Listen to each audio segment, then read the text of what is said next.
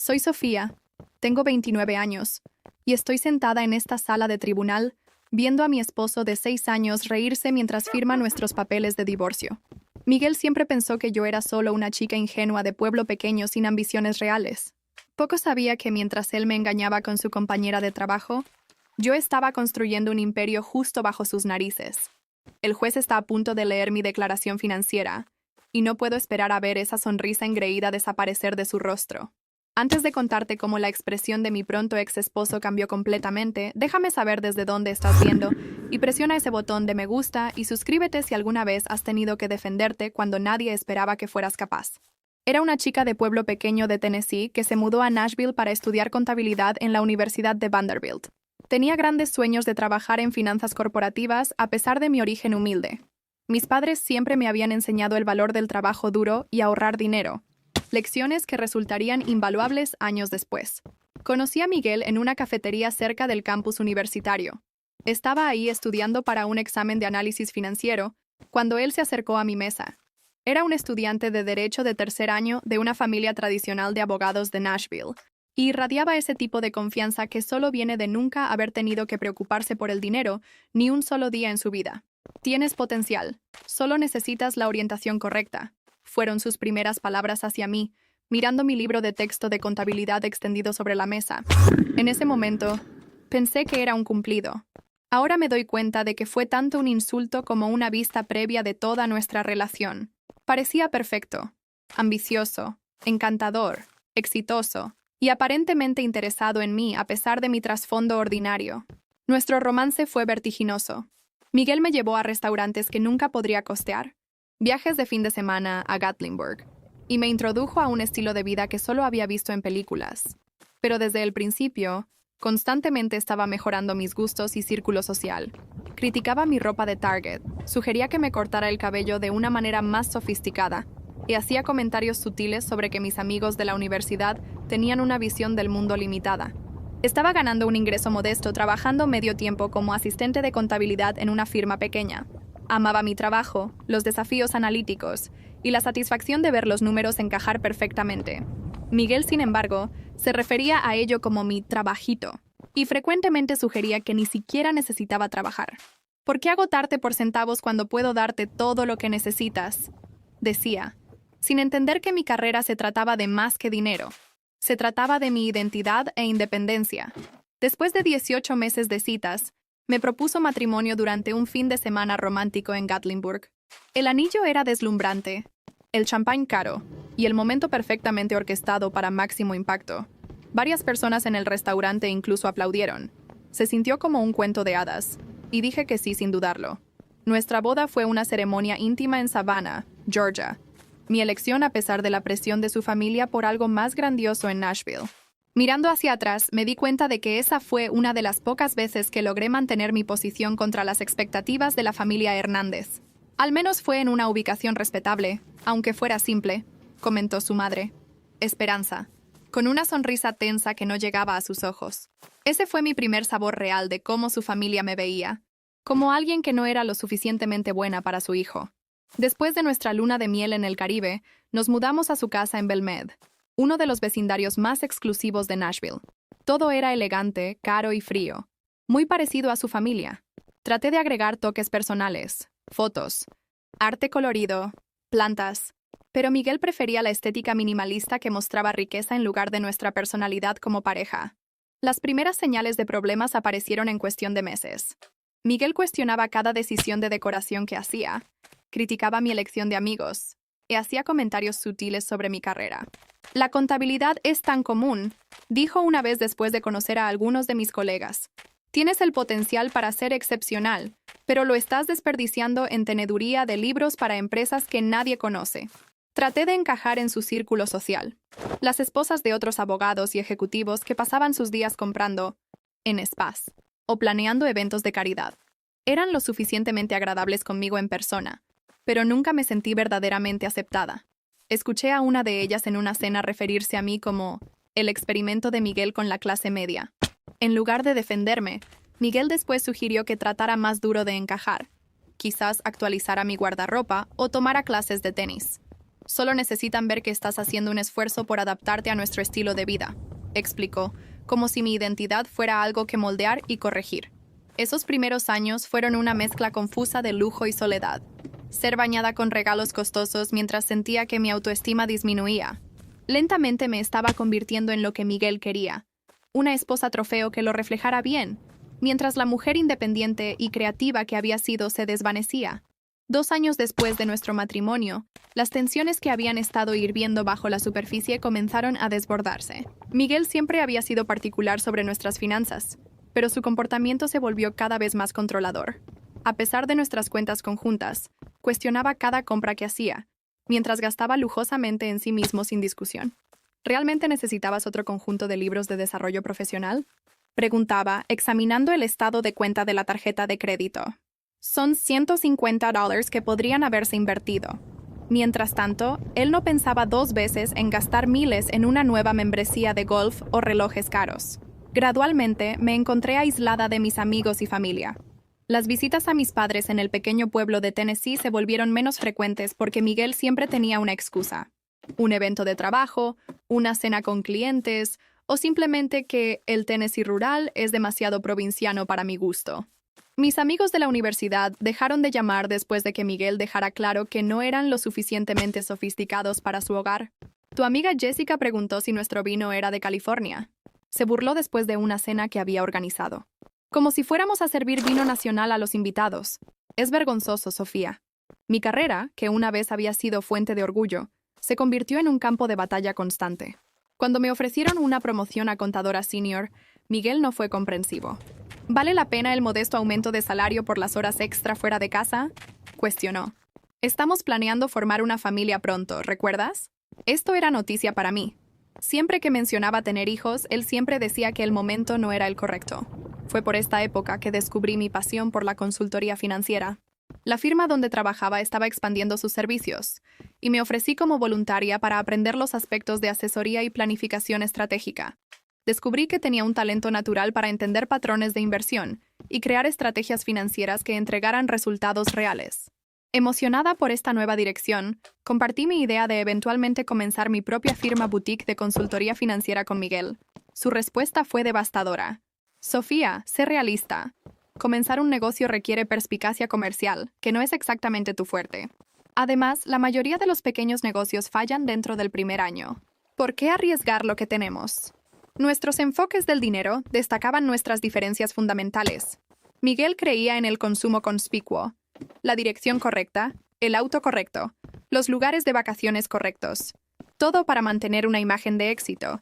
Yo, con mi crianza de clase media, creía en ahorrar, invertir sabiamente y encontrar valor en lugar de solo etiquetas de precio alto. Cuando se acercaba nuestro 3er aniversario, las noches tardías de Miguel en la oficina se convirtieron en la norma en lugar de la excepción. Cliente importante, análisis de mercado, reportes trimestrales. Sus excusas variaban, pero su ausencia permanecía constante. Comía sola la mayoría de las noches. Me iba a la cama sola, y cada vez más vivía la vida de alguien soltero, pero con el escrutinio financiero de un niño recibiendo una mesada. Nuestra primera discusión verdaderamente importante llegó después de la reunión anual de Navidad de su familia. En el viaje de regreso en auto, su madre había preguntado puntualmente cuándo le daríamos nietos. Mencioné que estaba lista cuando Miguel estuviera, solo para que él cambiara suavemente el tema. Cuando lo confronté en casa, su reacción fue fría. Los niños son una responsabilidad y gasto masivo, dijo, aflojándose la corbata. Con tu carrera modesta y las expectativas de mi familia, cualquier hijo nuestro necesitaría fondos fiduciarios, educación privada, las conexiones correctas. No estamos ahí financieramente aún.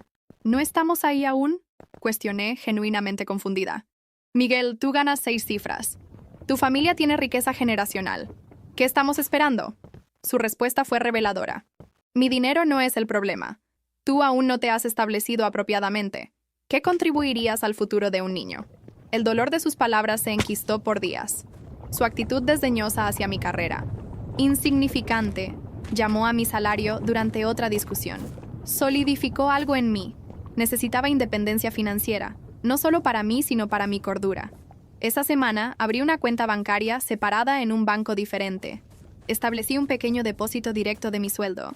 No lo suficiente para que Miguel se diera cuenta si revisaba nuestras cuentas conjuntas, pero lo suficiente para comenzar a construir algo propio. Simultáneamente, comencé a educarme sobre independencia financiera. Leí libros sobre inversión, tomé cursos en línea gratuitos sobre gestión empresarial y me suscribí a boletines sobre emprendimiento. Todo esto lo hice en modos de navegación privada, cuidadosa de no dejar rastros digitales, para que Miguel descubriera.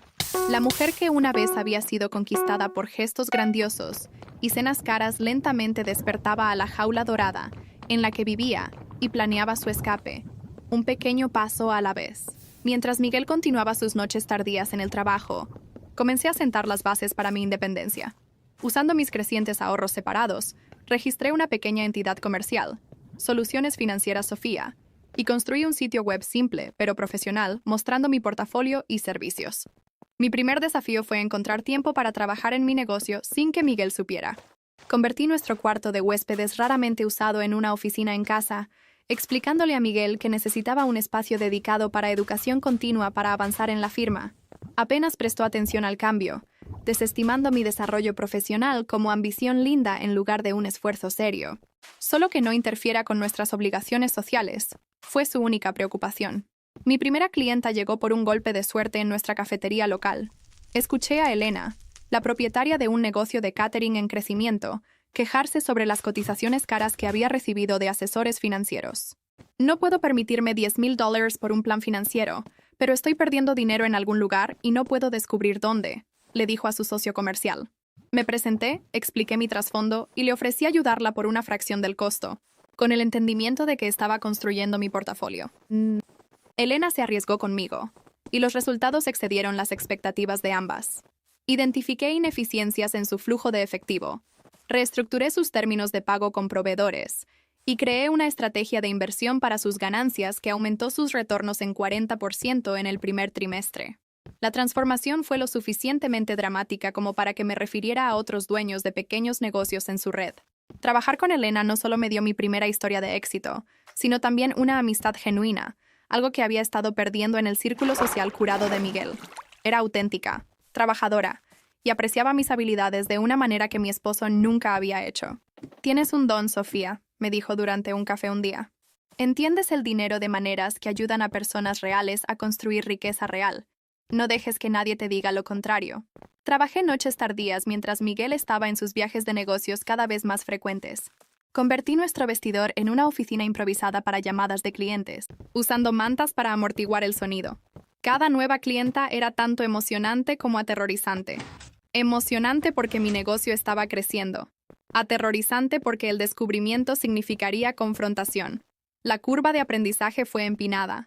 Cometí errores, cobrando de menos por proyectos complejos, ocasionalmente prometiendo demasiado en plazos. Pero aprendí rápidamente. Cada cliente me enseñó algo nuevo sobre dirigir un negocio, sobre establecer límites, sobre valorar mi propia experiencia. Usé mis ahorros para invertir en software esencial y certificaciones, ocultando cuidadosamente los cargos entre gastos domésticos o haciendo compras en efectivo. Mi lista de clientes creció constantemente en el curso de un año, principalmente a través de referencias y boca a boca. En lugar de gastar las ganancias, reinvertí la mayoría de vuelta en el negocio y comencé a apartar una porción para inversiones estratégicas. Miguel permaneció inconsciente, atribuyendo mi creciente confianza a finalmente adaptarme a nuestro estilo de vida, en lugar de satisfacción profesional.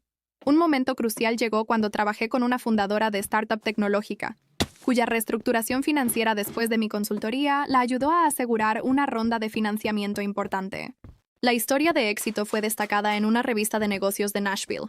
Tuve que declinar ser mencionada por nombre, citando razones de privacidad, pero la credibilidad me dio acceso a clientes más grandes. A través de Elena, conocí a Patricia, una emprendedora en serie que había vendido su empresa anterior por 8 cifras y estaba lanzando una startup fintech. Inicialmente contratándome para un proyecto pequeño, Patricia rápidamente se convirtió tanto en una clienta valiosa como en mentora. «Estás cobrando muy poco por tu experiencia», me dijo francamente después de revisar mi lista de tarifas. «Triplica tus precios y mira cómo cambia tu valor percibido». Tenía razón.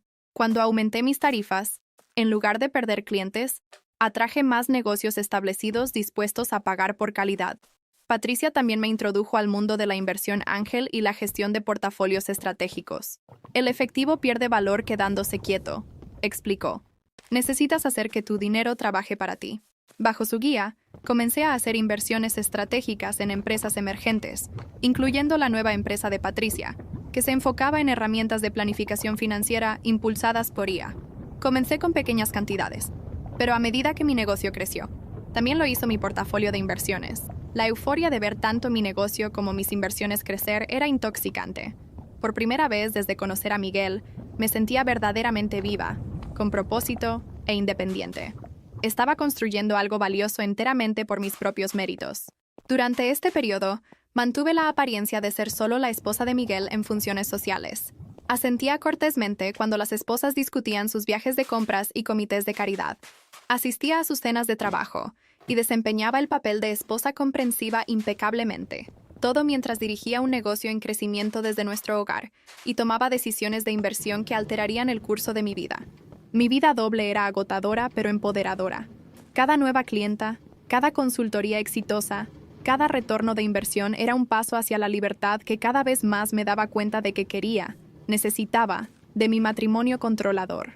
4 años después de nuestro matrimonio, la fachada comenzó a desmoronarse. Comenzó con un mensaje de texto que apareció en el teléfono de Miguel mientras él estaba en la ducha. Una vista previa visible en su pantalla de bloqueo de alguien llamado A, que decía: ¿Ya me extrañas? Anoche fue. El mensaje desapareció antes de que pudiera leer más, pero plantó una semilla de sospecha que no pude ignorar. Miguel había estado más distante que de costumbre, frecuentemente llegando a casa oliendo a perfume desconocido que él afirmaba era de abrazar colegas para despedirse en eventos de networking. En lugar de confrontarlo inmediatamente, decidí investigar. Noté sus patrones. Las reuniones tardías de los jueves, que siempre duraban hasta después de las 9. Las conferencias de fin de semana que nunca tenían sitios web que pudiera encontrar. El aumento repentino en cenas con clientes en un restaurante específico y elegante del centro. El siguiente jueves, le dije a Miguel que estaba visitando a Elena para ayudar con un evento corporativo especial en su empresa de catering. En lugar de eso, estacioné mi auto cerca del restaurante que él frecuentaba y esperé. A las 8:30, su BMW entró al estacionamiento. 10 minutos después, un Mercedes rojo llegó y una mujer con cabello rubio salió. Incluso desde la distancia, reconocí a Amanda, su colega de la firma de abogados. Los vi abrazarse de una manera que los colegas nunca lo harían. Lo vi besarla en el estacionamiento antes de que entraran al restaurante junto. Mis manos temblaron mientras tomaba fotos con mi teléfono. Mi estómago un hoyo vacío de traición y confirmación. Les di 30 minutos antes de caminar hacia el restaurante. Estaban en una mesa del rincón, su mano sobre la de ella, inclinándose íntimamente. Me acerqué silenciosamente, mi corazón latiendo tan fuerte que estaba segura de que todos podían escucharlo. Esto explica las reuniones tardías, dije, mi voz sorprendentemente estable. Miguel se echó hacia atrás, su rostro ciclando a través de shock, culpa y finalmente estableciéndose en molestia por ser atrapado. Amanda tuvo la decencia de verse avergonzada, recogiendo su cartera y murmurando algo sobre usar el baño. Sofía, esto no es lo que parece, comenzó Miguel, usando el mismo tono suave que empleaba con clientes difíciles. ¿En serio? Porque parece que estás cenando con tu novia mientras tu esposa piensa que estás trabajando. La conversación que siguió fue surreal. Miguel ofreció una disculpa a medias, afirmó que era solo físico, y tuvo la audacia de culparme por su infidelidad. ¿Has estado tan envuelta en tus pequeños proyectos de contabilidad?, dijo, bajando la voz mientras los comensales vecinos comenzaron a notar nuestra tensión. Te has vuelto aburrida, Sofía, sin ambición. ¿Cuándo fue la última vez que hiciste un esfuerzo en nuestro matrimonio? Dejé el restaurante sola, manejando sin rumbo por horas antes de regresar a casa. Miguel regresó pasada la medianoche, ofreciendo promesas de terminar el affair, sugiriendo consejería, incluso proponiendo una segunda luna de miel. Por razones que no entendí completamente entonces, fingí considerar la reconciliación. Necesito tiempo, le dije, lo cual no era mentira. Necesitaba tiempo, no para perdonarlo, sino para planear mis próximos pasos. Las semanas que siguieron fueron una clase magistral en engaño de ambas partes. Miguel se volvió temporalmente atento, trayendo flores, sugiriendo citas nocturnas mientras yo comenzaba a consultar con abogados de divorcio durante mis supuestas reuniones con clientes. Rebecca, una formidable abogada de divorcio recomendada por Patricia, expuso la realidad de mi situación. Tennessee es un estado de distribución equitativa, explicó. Sin un acuerdo prenupcial, el tribunal dividirá los bienes conyugales basándose en lo que consideren justo, no necesariamente igual. Aprendí sobre nuestros enredos financieros, la complejidad de divorciarse de alguien con dinero familiar y la importancia de documentar todo. El conocimiento es poder, especialmente en el divorcio, dijo Rebeca. Mi recopilación cautelosa de información llegó a un alto abrupto cuando Miguel descubrió mi historial de navegación en nuestra computadora compartida. Había olvidado usar navegación privada para una búsqueda. Proceso de división de bienes en divorcio de Tennessee. Su ira fue inmediata y aterrorizante. Me acorraló en nuestra cocina, agitando su teléfono con la captura de pantalla que había tomado. ¿Es esto lo que has estado haciendo? ¿Planear divorciarte de mí y tomar mi dinero? Su rostro estaba rojo, una vena pulsando en su frente. Permíteme aclarar esto, Sofía. No tendrás nada sin mí, nada. Los abogados de mi familia se asegurarán de eso. Permanecí calmada, lo cual solo lo enfureció más. No estoy planeando nada, Miguel. Solo estaba investigando después de lo que pasó. ¿No harías lo mismo? Pareció apaciguado por mi explicación, pero la amenaza permaneció entre nosotros. Esa noche moví todos mis documentos comerciales importantes a almacenamiento seguro en la nube y comencé a transferir registros digitales a unidades que mantenía en una caja de seguridad que Miguel no conocía. El descubrimiento final llegó 3 semanas después. Mientras organizaba nuestro armario, una tarea en la que Miguel nunca participaba, encontré un recibo de joyería metido dentro de sus zapatos de vestir. Era de Tiffany & Co., fechado 2 meses antes, por una pulsera de diamantes de tenis que costaba casi $12,000. Nunca había recibido tal regalo. Incluso sabiendo sobre el affair, esta evidencia de su inversión tangible en otra mujer dolía de una manera que no había esperado. El recibo mostraba que había gastado nuestro dinero, supuestamente nuestro dinero, en Amanda. Antes de que pudiera procesar esta nueva traición, escuché la puerta principal abrirse. Voces. Miguel y una mujer riendo en nuestra entrada. Permanecí congelada en nuestro armario mientras entraron a nuestro dormitorio, claramente no esperando que estuviera en casa a mitad del día. Salí para encontrar a Miguel y Amanda abrazándose al pie de nuestra cama, la cama que habíamos compartido por 4 años. «¡Sofía!», exclamó Miguel, sin molestarse en alejarse de Amanda. «Se supone que estés en el trabajo». «Tomé mediodía», respondí, sorprendida por mi propia compostura. Claramente debería haber llamado primero. Lo que siguió no fue la confrontación emocional para la que las películas me habían preparado. En lugar de eso, Miguel se volvió fríamente pragmático. «Bueno, esto me ahorra tener que tener una conversación difícil», dijo, enderezándose la corbata. «Quiero un divorcio, Sofía. Amanda y yo estamos planeando un futuro juntos». Su confianza era absoluta mientras delineaba sus términos. Él generosamente me permitiría conservar mis artículos personales y un pequeño acuerdo que me ayudaría a ponerme de pie. La casa, nuestras inversiones, incluso los muebles que habíamos comprado juntos permanecerían suyos. «Mis abogados estarán en contacto», concluyó, aparentemente confundido por mi falta de histeria o súplica. «Deberías encontrar otro lugar donde quedarte comenzando esta noche». «En realidad», dije, «como esta también es legalmente mi residencia, me quedaré. Tú y Amanda son bienvenidos a encontrar un hotel». Su rostro se oscureció ante mi desafío, pero Amanda tiró de su brazo. «Vámonos, Miguel. Podemos lidiar con esto después». Mientras se iban, Miguel se volvió con un último golpe. «Te arrepentirás de no tomar mi oferta generosa. Para cuando mis abogados terminen, tendrás suerte de poder pagar un parque de casas móviles en la peor parte de Nashville». Cerré la puerta detrás de ellos, me recosté contra ella, y por primera vez desde descubrir su affair, sonreí. Miguel no tenía idea de lo que se venía. El día después de que atrapé a Miguel y Amanda en nuestro dormitorio, él sacó la mayoría de su ropa y artículos personales de la casa. Cambié las cerraduras esa misma tarde, legalmente cuestionable, pero me dio tiempo para documentar apropiadamente nuestras pertenencias antes de que pudiera remover algo valioso. La presunción de Miguel sobre mi ingenuidad financiera rápidamente se hizo aparente en la oferta inicial de acuerdo que su abogado envió. Un pago único de $50,000 y 6 meses de gastos de vida. A cambio, no haría reclamos sobre ninguno de nuestros otros bienes, incluyendo la casa que había ayudado a amueblar y mantener por 4 años. «Está probando las aguas», explicó Rebeca cuando le mostré la oferta.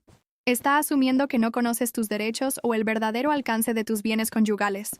Con la orientación de Rebeca, rechacé formalmente la oferta y comencé el proceso de descubrimiento financiero, un mecanismo legal que requiere que ambas partes divulguen todos los activos y pasivos. La respuesta de Miguel fue hacer que su abogado demorara y ofuscara en cada momento. Esta es una táctica estándar, me aseguró Rebeca. Están esperando agotar tus recursos y paciencia hasta que aceptes menos de lo que mereces. Lo que Miguel no se daba cuenta era que no dependía de sus divulgaciones. Había estado rastreando nuestras finanzas conjuntas meticulosamente por años, incluyendo cuentas que él pensaba que yo no conocía. Más importante, tenía mis propios recursos crecientes de los que él no sabía nada. Después de consideración cuidadosa y consulta con Rebeca, tomamos una decisión estratégica. Yo retendría temporalmente el verdadero alcance de mi negocio e inversiones durante las fases iniciales de negociación. La ley de Tennessee generalmente consideraba que los negocios comenzados durante el matrimonio eran propiedad conyugal. Pero Rebeca identificó una excepción potencial basada en el hecho de que Miguel había desalentado activamente mi negocio y no proporcionó apoyo, financiero o de otro tipo, en su creación. Revelaremos todo en el momento correcto, me aseguró. Pero por ahora, dejemos que crea su propia narrativa sobre ti. Mientras el proceso legal avanzaba lentamente, Miguel lanzó una ofensiva social. Los amigos mutuos comenzaron a evitar mis llamadas. Las invitaciones a eventos sociales se secaron. Incluso nuestros vecinos, que siempre habían sido amigables, se volvieron fríamente profesionales. Después supe que Miguel había estado esparciendo una narrativa de que yo lo había engañado, que estaba mentalmente inestable, y que él se estaba divorciando de mí a pesar de sus mejores esfuerzos por salvar nuestro matrimonio. En los círculos donde el nombre de su familia tenía peso, su versión de los eventos fue aceptada sin cuestionamiento. El dolor de este exilio social fue inesperadamente agudo. Personas con las que había compartido días festivos, celebrado hitos, compartido confidencias, todas desaparecieron de mi vida basándose en las mentiras de Miguel, todas excepto Elena y Patricia, que nunca vacilaron en su apoyo. Las personas que creen chismes sin escuchar ambos lados no valen tu energía, me dijo Elena sobre pasteles de emergencia en su cocina de catering después de un día particularmente difícil. Concéntrate en construir tu nueva vida, no en lamentar la antigua. Los intentos de Miguel de intimidarme escalaron cuando se dio cuenta de que no iba a aceptar silenciosamente sus términos. Hubo llamadas telefónicas nocturnas con amenazas apenas veladas sobre asegurarme de que nunca trabajes en esta ciudad otra vez, e incluso una sugerencia de que reportaría mi negocio por irregularidades fiscales. Una amenaza vacía, ya que mis finanzas comerciales estaban meticulosamente documentadas. Su familia se unió a la campaña de presión. Su madre Esperanza llamó para razonar conmigo. Siempre supimos que no eras la correcta para Miguel, dijo, su voz goteando con descendencia. Pero te aceptamos porque él te eligió. No hagas esto difícil, Sofía. Toma lo que se está ofreciendo y sigue adelante con dignidad. Mantuve mi compostura a través de todo, una habilidad que había perfeccionado durante años de soportar menosprecios sutiles en las reuniones familiares de los Hernández. Gracias por tu preocupación, Esperanza. Me guiaré por el consejo de mi abogada. La sobreconfianza de Miguel comenzó a trabajar en su contra. Creyendo que no tenía recursos para pelear una batalla legal prolongada, cometió varios errores críticos. Falló en revelar cuentas de inversión de las que yo tenía documentación. Subreportó el valor de su portafolio de acciones. Afirmó que ciertos activos eran propiedad separada cuando habían sido claramente comprados con fondos conyugales. Rebeca documentó cada discrepancia meticulosamente, construyendo un caso que eventualmente socavaría su credibilidad con el tribunal. Mientras tanto, mi empresa experimentó crecimiento exponencial durante el periodo de separación. Un plan de reestructuración financiera que diseñé para una cadena regional de restaurantes los ayudó a evitar la bancarrota y triplicar sus ganancias, llevando a características en publicaciones de la industria. Tuve que declinar entrevistas, citando razones personales, pero el reconocimiento profesional trajo una avalancha de nuevos clientes. El gran avance llegó cuando aseguré un contrato con una cadena nacional de retail para reformar toda su estrategia financiera. Un trato de 6 cifras que transformó mi negocio de exitoso a excepcional. Contraté 4 empleados, renté un espacio de oficina profesional en el centro de Nashville y comencé a rechazar clientes cuyos valores no se alineaban con la misión de mi empresa. Todo esto pasó mientras Miguel y su equipo legal continuaban caracterizándome como una tenedora de libros en apuros, dependiente del apoyo de su esposo.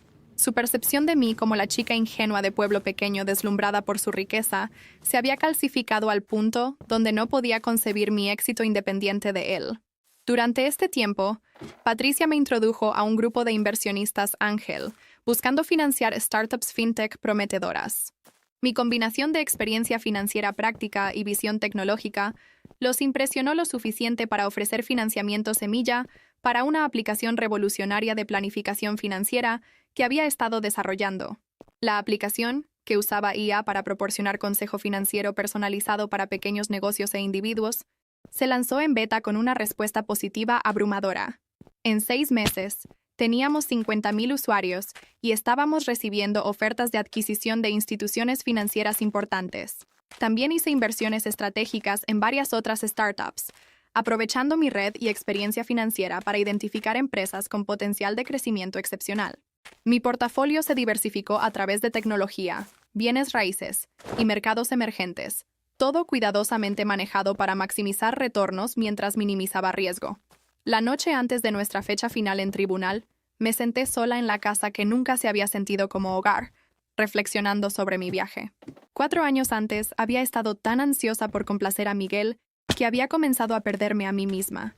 Su traición, dolorosa como fue, me había forzado a redescubrir mi fuerza, ambición y valor. Empaqué una pequeña bolsa de viaje. Independientemente de la decisión del juez, había decidido que no pasaría otra noche en el espacio donde mi matrimonio se había desmoronado.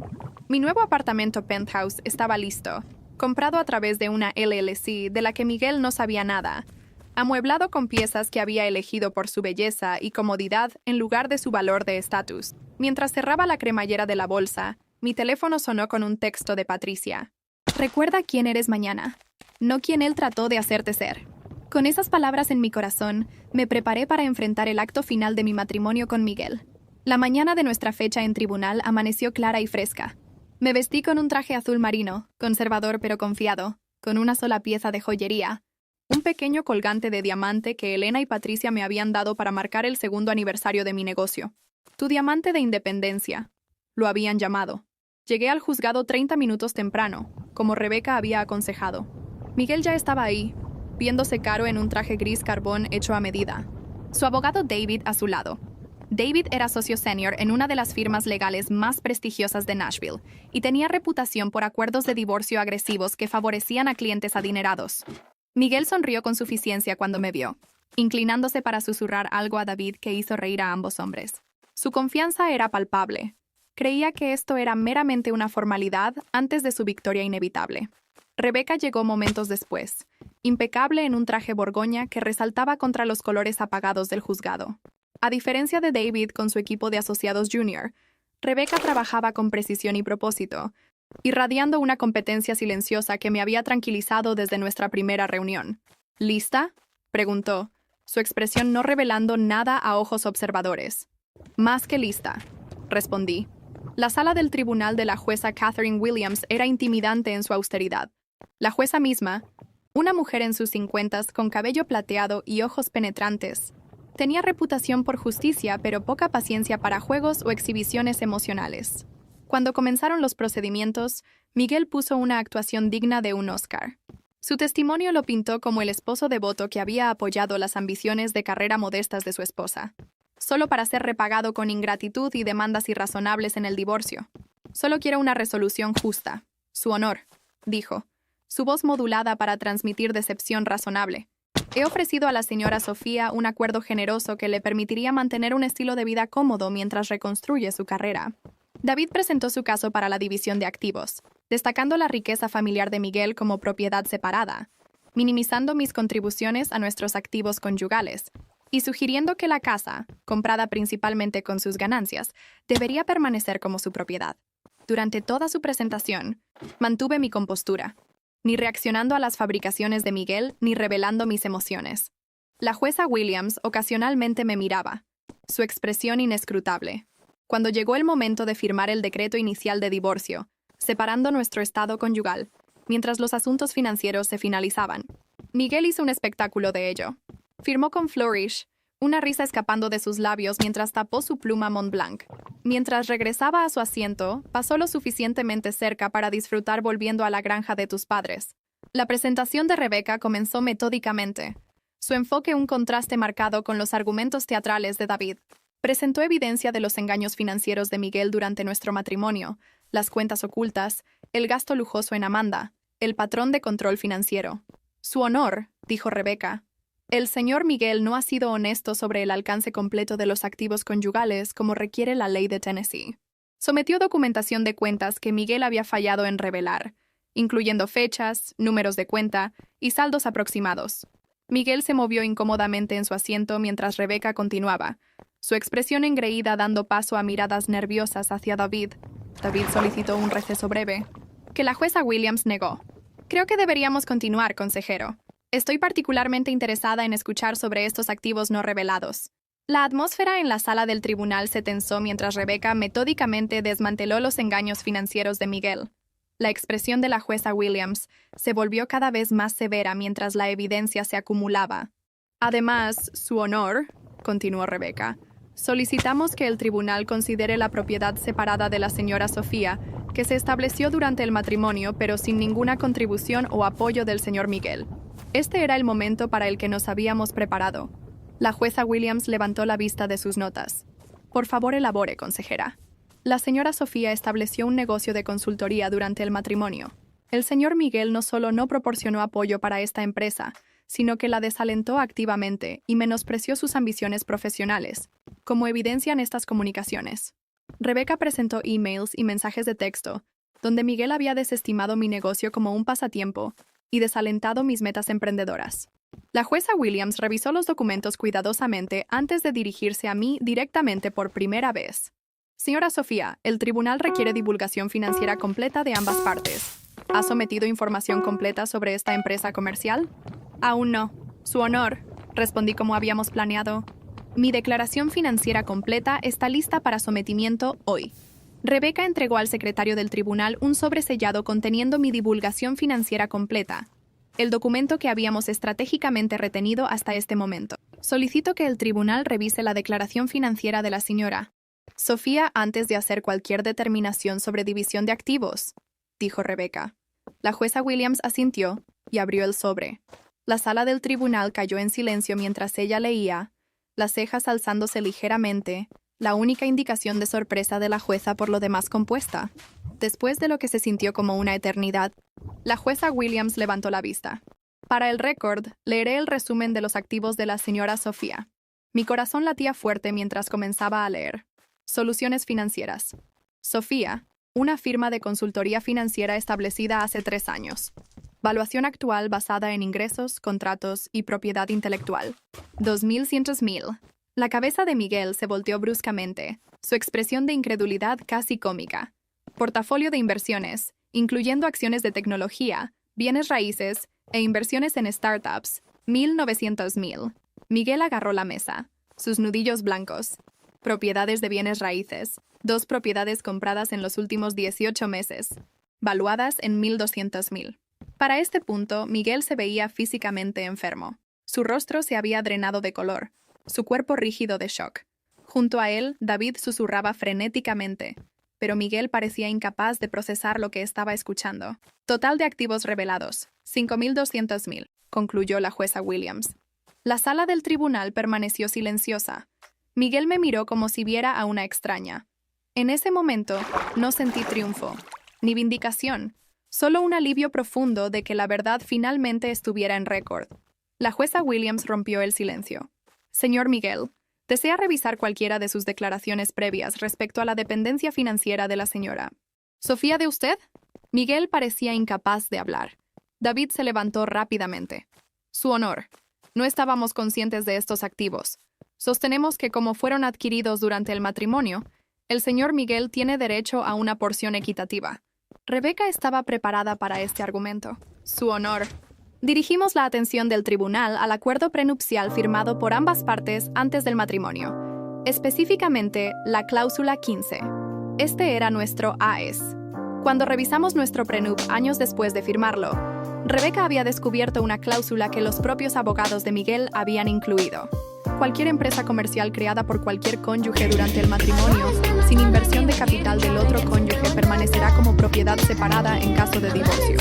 La cláusula probablemente fue incluida para proteger las empresas potenciales del señor Miguel, explicó Rebecca. Sin embargo, el lenguaje se aplica igualmente al negocio de la señora Sofía, que ella construyó sin ninguna contribución financiera del señor Miguel. La jueza Williams revisó el acuerdo prenupcial, asintiendo lentamente. El lenguaje es efectivamente claro. Señora Torres, por favor, continúe. Rebeca delineó cómo había construido mi negocio desde cero, usando mis propios ahorros y reinvirtiendo ganancias, todo mientras Miguel desalentaba activamente mis esfuerzos. Presentó declaraciones de clientes y mentores atestiguando mi trabajo independiente y perspicacia comercial.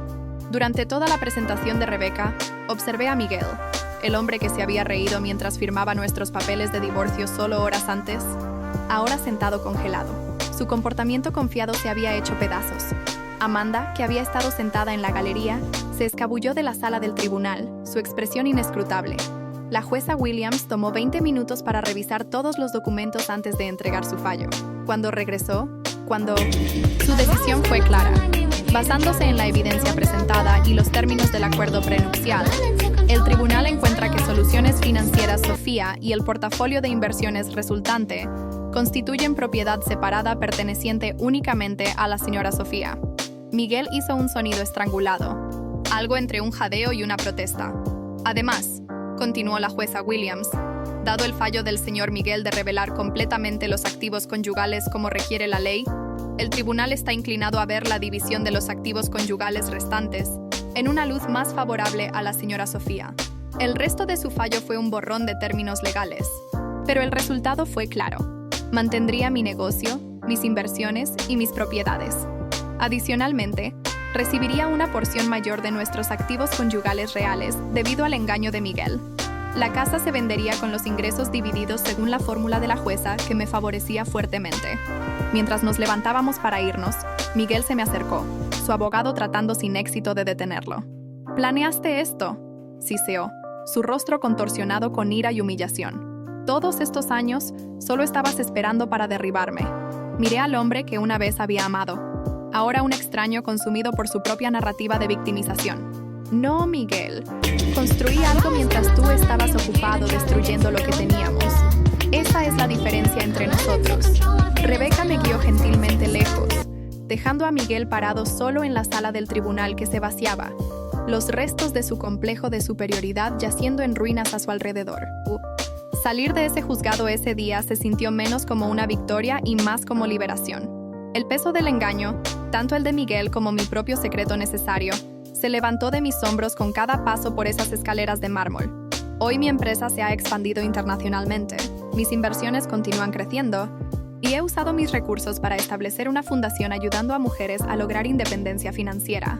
Miguel intentó la reconciliación una vez que supo mi patrimonio neto, pero había avanzado mucho más allá de la mujer que una vez buscó su aprobación.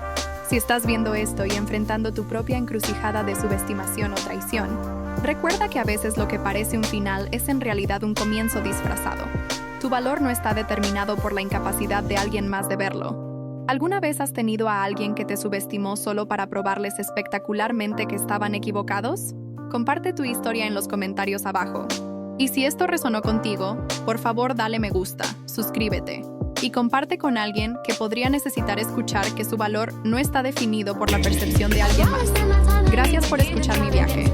Y recuerda, a veces perder lo que pensabas que querías te lleva directamente a lo que verdaderamente mereces.